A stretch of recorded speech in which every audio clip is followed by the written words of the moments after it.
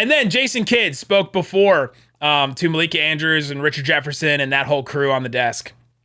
And he talked about how, hey, we believe we're going to be a bigger team this year. They are. It's pretty much all 6'5" and above, like 6'5" to 7 foot for this team. There's nobody under 6'5" unless you count Jaden Hardy.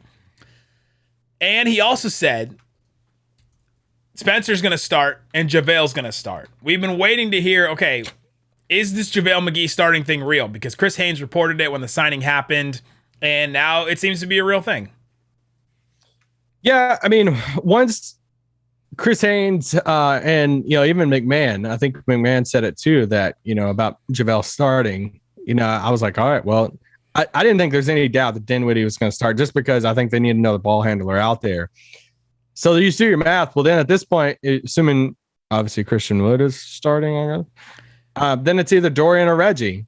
And my thing that I disagreed with, I think it was Nico or Jason. One of them said, it was like talking about this like kind of new lineup. Hey, we got bigger.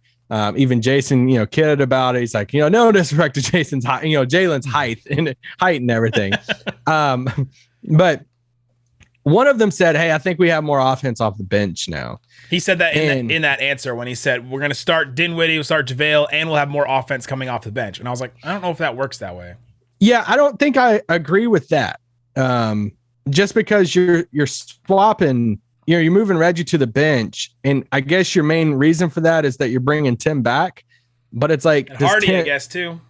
But like Tim equals out what you had in Dinwiddie basically off the bench last year. So I just we're all assuming that they're not done yet. So let's see how the rest of the stuff plays out with Kevin Durant and all of that. If they plan on adding another guy who can get some buckets, then I get it then.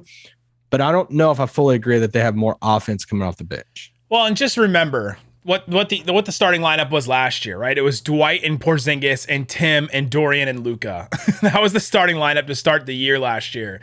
And how many times it changed? Yes, COVID had played a lot to do with how many starting lineups they had, but they did change the starting lineup a lot. And they made the Porzingis trade, and then Dinwiddie wasn't starting, and then Jalen Brunson forced his way in the starting lineup, and Tim goes down, and starting lineups change all the time. So I'm not getting too wrapped up in Dinwiddie starting, the Bang Bros starting. Who start. Who finishes. It's about who closes. We know the two wings and Dorian and Bullock are going to close. It's either going to be Dinwiddie or Tim that finishes, depending on if Tim's super hot and they need shooting and spacing, and Luka can handle his way, then then close with him. And I think it was Christian Wood in his interview referenced to 5-out system stuff and him fitting into that. And if he's talking about that, then that's where I think you threw it out on the pod about McGee starting, that it could just be the spot start stuff of what they were doing with Dwight. They could look at it and say, hey, we were starting Dwight and playing him, 15, 18 minutes a game.